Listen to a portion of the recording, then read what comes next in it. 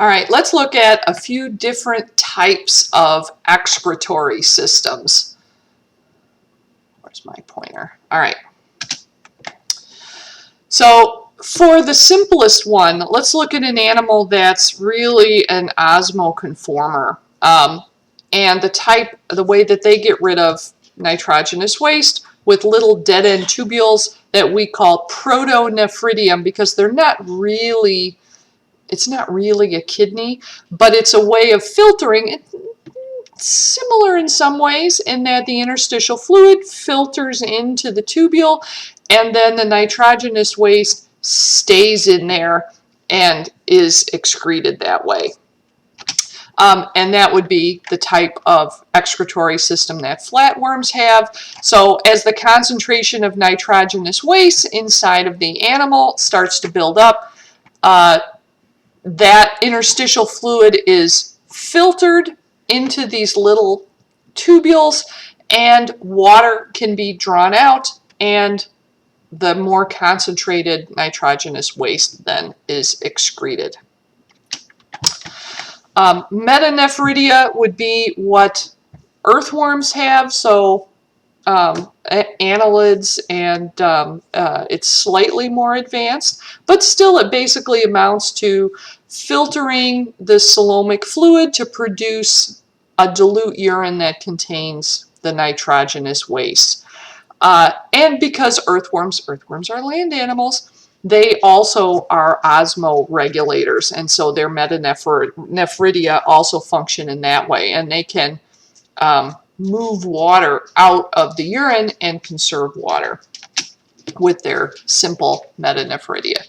But again, we have capillaries, we have our little filtering tubule here, and body fluid is filtered into the tubule and excreted. And they can reabsorb some of the water from their little collecting tubules to conserve water if it's dry.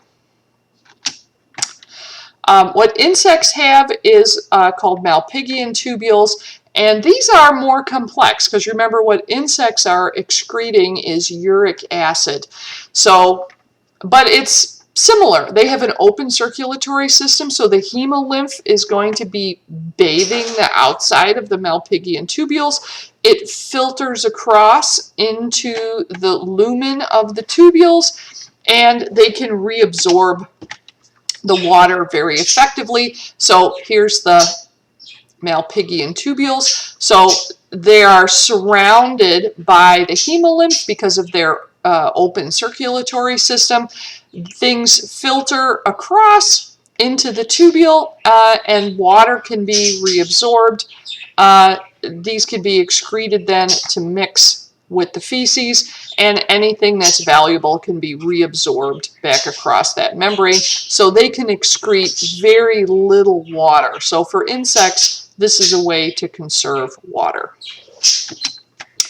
What vertebrates have we call kidneys, and we've seen two different kinds of kidneys in lab, in both the bullfrog and in the fetal pig, and they're quite complex structures, but basically it boils down to the same thing. It's a tube that blood, fluids from the blood get filtered into, and then things that the body wants to keep get reabsorbed back into the body.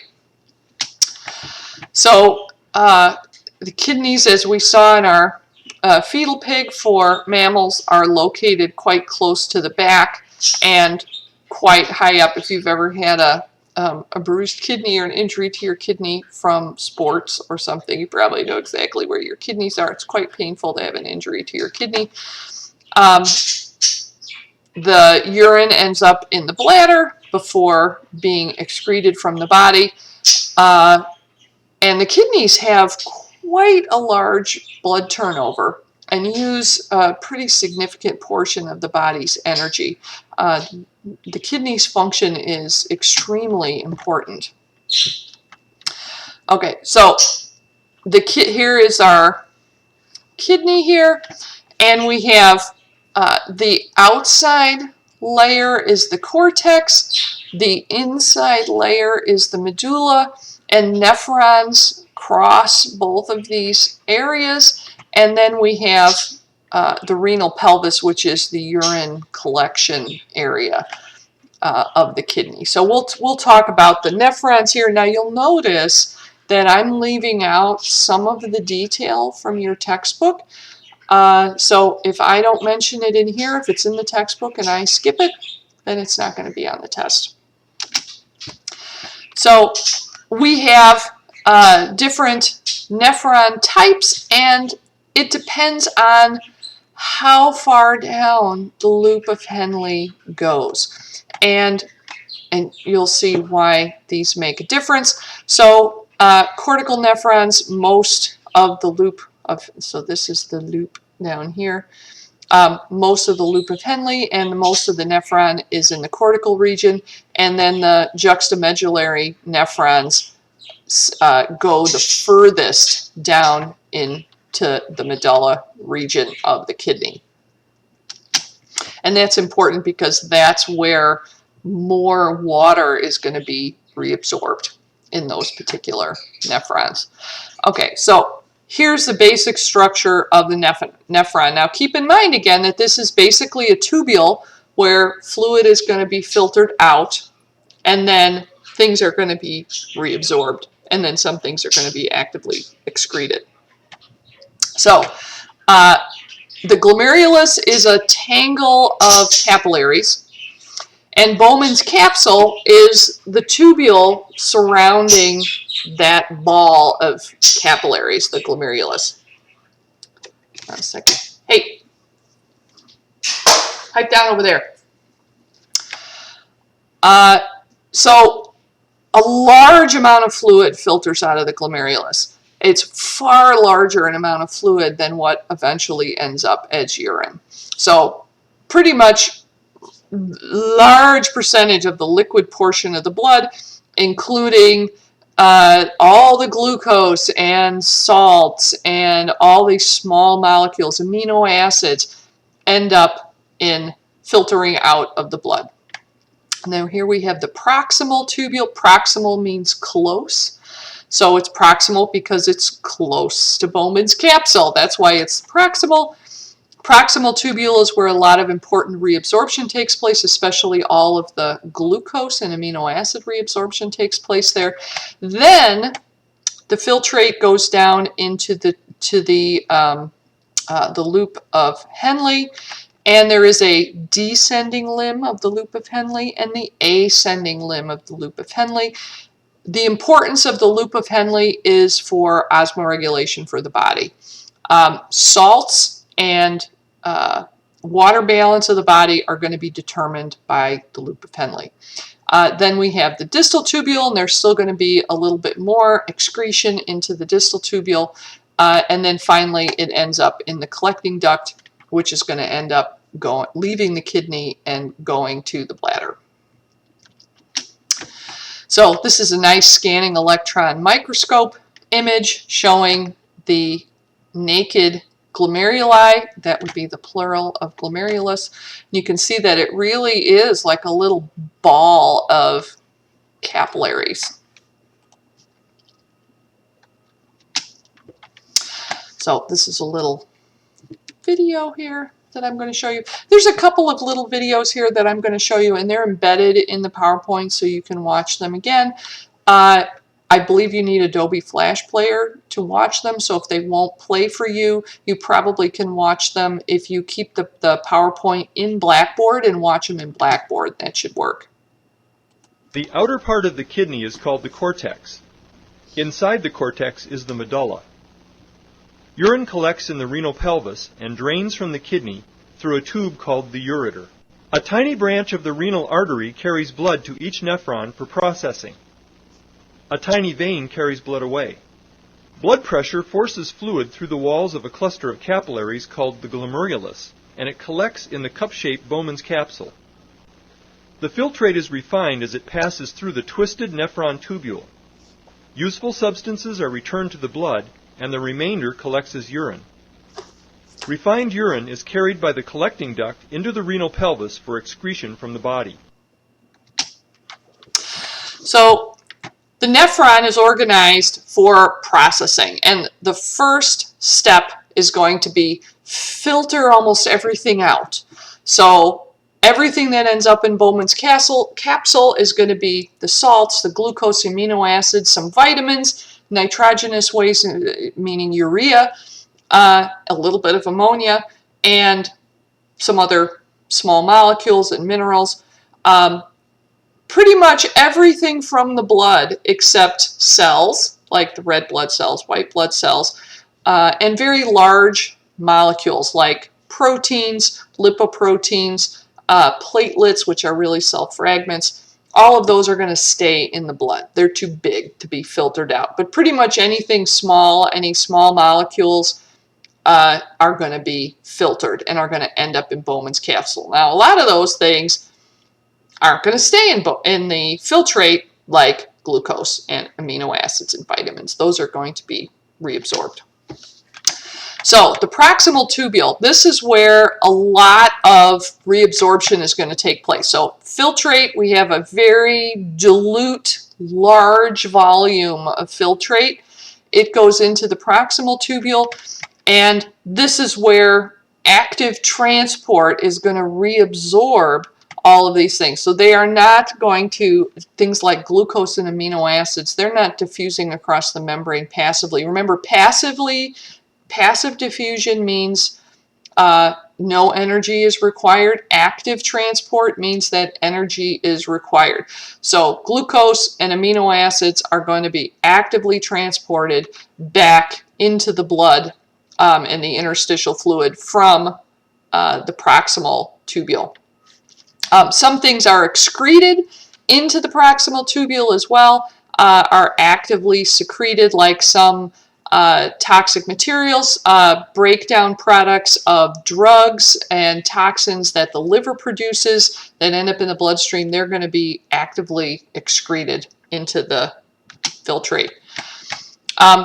The descending loop of Henle, so then we go to the descending loop. Oh wait, let me get my pointer back here. The descending loop is next, and the descending loop is porous to water. So there are aquaporin channels in the cells, which there pretty much are all over the human body, but as we'll see, not in the ascending loop. So as the loop of Henle descends into the kidney, the concentration of solutes around the tubule gradually increases as it goes closer and further into the medulla. It becomes very hyperosmotic to the filtrate, which means that water is going to move out by osmosis. In the ascending loop, now salt can move, but not water. So water, whatever water is left in the ascending loop is going to stay there. And the filtrate is going to get more dilute again. The distal tubule here, this is where potassium and sodium concentration of body fluids is going to be regulated. If you have excess salt, sodium and potassium can be excreted. If you have low potassium and sodium, they can be reabsorbed. Body and blood pH is also going to be regulated here by regulating the pH of the filtrate, whether carbonate ions and hydrogen ions are going to move across this membrane. Finally, the filtrate is going to move into the collecting duct, and here it's still pretty dilute at this point. So now, depending on the water balance in your body, more water can be reabsorbed. So if you already have lots of water in your tissues, less water is going to be reabsorbed and you're going to produce more dilute urine. If, however, your body tissues are more hyperosmotic, you're going to absorb a lot more water from the collecting duct and produce less and much more concentrated urine. So normally the final urine byproduct is hyperosmotic to the body fluids, meaning there's more dissolved things in the urine than there is in the surrounding body tissue. So here is showing the different regions of the kidney that the that the loop of Henle is going to pass through here. So in the proximal tubule here, we have reabsorption of nutrients like glucose and amino acids. If it's shown in red, that means it's going against its concentration gradient. It's being actively transported. So ammonia can diffuse in here passively. Water can diffuse out passively, but sodium chloride and nutrients are going to be actively transported. Then in the descending loop of Henle, as the loop goes further and further down into the medulla, the concentration the osmolarity of the surrounding tissues increases. So water is going to be pulled out of the loop of Henle. So as we go further down here, the filtrate is getting more concentrated. Then in the ascending loop of Henle, now water can no longer osmotically move across the wall of the tubule. Instead now, sodium chloride can be actively transported across, and that's going to make the filtrate more dilute again.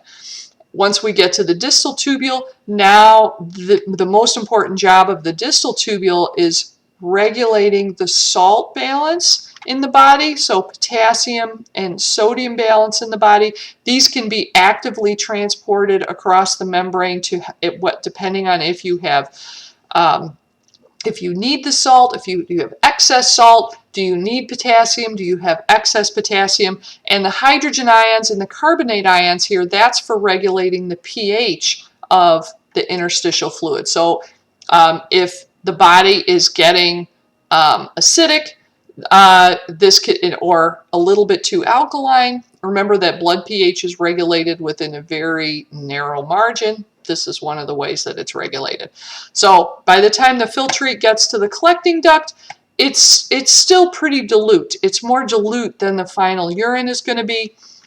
Sodium chloride can be actively transported across the membrane, and that means that water is going to follow by osmosis. So water can move across this membrane by osmosis, and if need be, urea can move across the membrane as well, passively. All right, let's look at this little video here. Nephrons regulate the composition of blood by a combination of three processes that transfer materials between the nephron tubules and the capillaries that serve them: filtration, secretion, and reabsorption. A nephron tubule and the blood vessels surrounding it have been straightened and simplified in this diagram. The gradation of color, lighter on top, darker on the bottom, corresponds to an increasing concentration of solutes in the interstitial fluid surrounding the nephron toward the center of the kidney.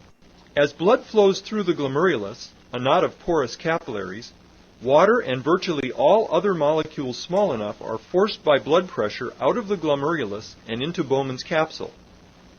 This process is called filtration, and the fluid that accumulates in Bowman's capsule is called filtrate. Blood contains blood cells, plasma proteins, water, sodium chloride, hydrogen ions, bicarbonate ions, urea, glucose, amino acids, and possibly some drugs and poisons.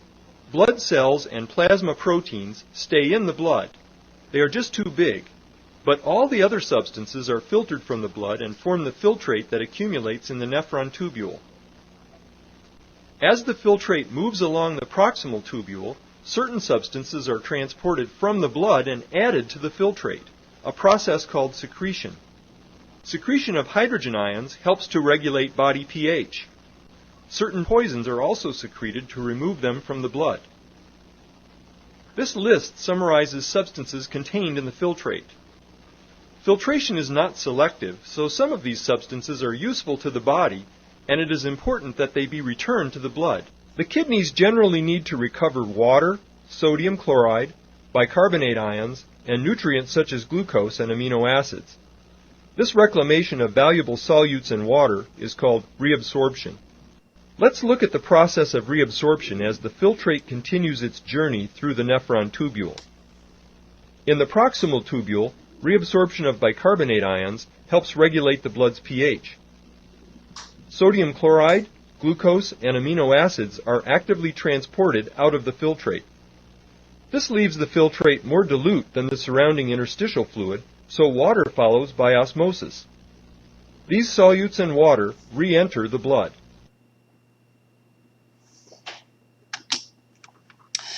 So you might know that when you go in to have a physical, they often want to do a urine test. What are they looking for? What can they tell about your kidney function based on what they find in a urine sample?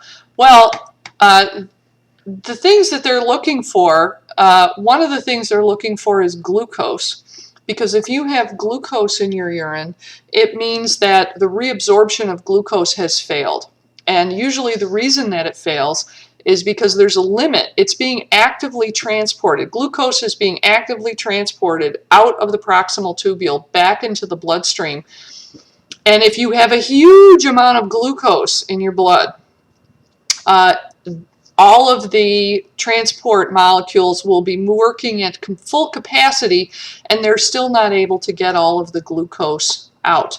And glucose as well is osmotically active, which means that if you don't reabsorb all of the glucose, you're going to end up with more dilute urine, which is why the early symptoms of undiagnosed diabetes include glucose in the urine, lots of urine, and being thirsty all the time. Those are all connected. And generally, you have to have a really high blood glucose before it starts appearing in your urine, generally over 200 before you start to see glucose in the urine. So that's why they often now don't rely on this to diagnose new patients with diabetes, because by the time you have glucose in your urine, your blood glucose is quite high. It's better to check it in your blood before it gets that high. If you have protein in your urine, that's another thing that they're looking for. Protein is not supposed to be in your urine. Protein is not supposed to filter out of the blood into Bowman's capsule. So if you have protein in your urine, it means that at least some of the glomeruli in your kidneys are damaged. And it could mean, it could be something relatively benign, like you had a past kidney infection and you have some little part of one of your kidneys has some damage, and you have some leaky some leaky glomeruli that are leaking protein into your filtrate, and so you're always going to have a little bit of protein in your urine. However, often if you've never had protein in your urine before and suddenly you have protein in your urine, that's not good. It can go along with kidney failure, high blood pressure, infection in the kidney or in the bladder, things like that. So that's one of the reasons that they check for that. Just getting that result of protein in the urine, that doesn't tell them what's wrong. Then they have to do other tests to figure out what's wrong. Having blood in your urine is not good either. That could, again, be from a variety of causes. Okay. Loop of Henle and the distal tubule. As the filtrate moves down the loop of Henle, the concentration of solutes increases in the interstitial fluid surrounding the nephron tubule. Since this portion of the tubule is permeable to water, water leaves by osmosis and is reabsorbed into the blood. This concentrates the filtrate. In the ascending loop, the surrounding fluid becomes more dilute. This portion of the loop is impermeable to water, but not sodium chloride. Sodium chloride diffuses out, lowering the solute concentration of the filtrate and adding to the solute concentration of the surrounding fluid. Near the top of the loop, sodium chloride is actively transported out, further diluting the filtrate. More substances are reabsorbed from the distal tubule. sodium chloride is actively transported out of the filtrate. Bicarbonate ions may be reabsorbed too, helping to regulate body pH. Some drugs and poisons are secreted from the blood into the filtrate at this point. And this is another place where hydrogen ions may also be secreted into the filtrate to further adjust pH. There is a lot going on here. The main point is that the nephron is able to expel unneeded or harmful substances from the blood by filtration and secretion into the filtrate, and the nephron can reabsorb substances useful to the body.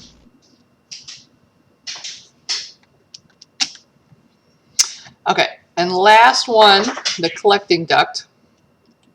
The filtrate enters the collecting duct. As it moves down the collecting duct, it passes through a region where the surrounding fluid has a higher and higher solute concentration. Water leaves the collecting duct by osmosis, concentrating the remaining filtrate into urine. Urea is one of the main body wastes in urine, but here some urea actually diffuses out of the filtrate. The urea performs a useful function by adding to the solute concentration of the interstitial fluid and causing even more water to be reabsorbed from the filtrate. Even though most of the water has been reabsorbed from the filtrate, urine is still 95% water. The most abundant solute is urea, along with other nitrogenous wastes. There is some sodium chloride and traces of other ions such as calcium and potassium. Hydrogen ions make urine acidic, and drugs and toxins may also be present.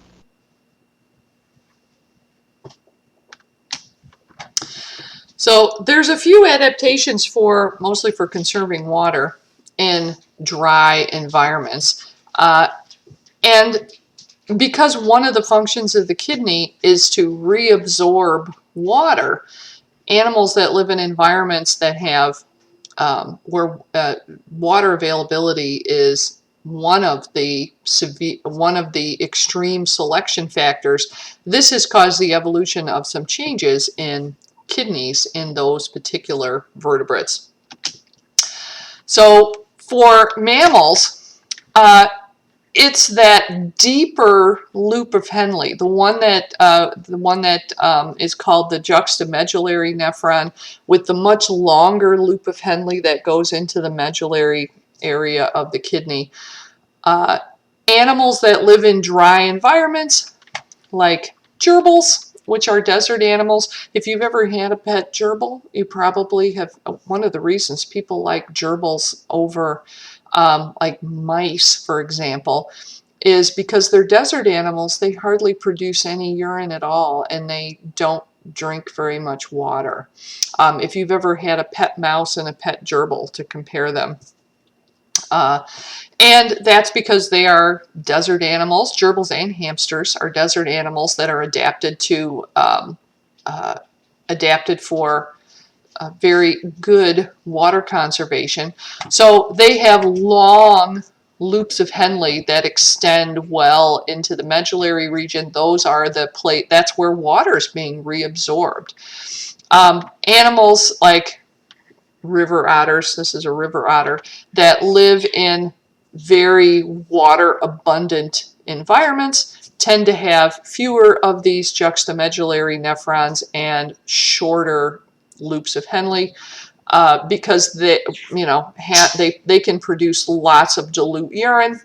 Doesn't really matter because they live in the water. That's not one of the selective pressures on them.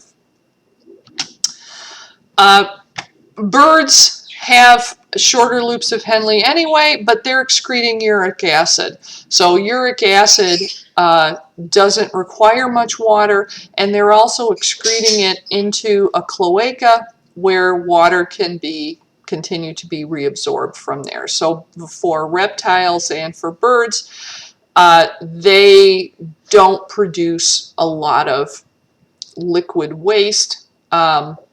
Their nitrogenous waste is in the form of uric acid, which is that kind of white paste that ends up along with their feces. So very good water conservation, even though they don't have the long loops of Henle like mammals that are adapted to dry environments have.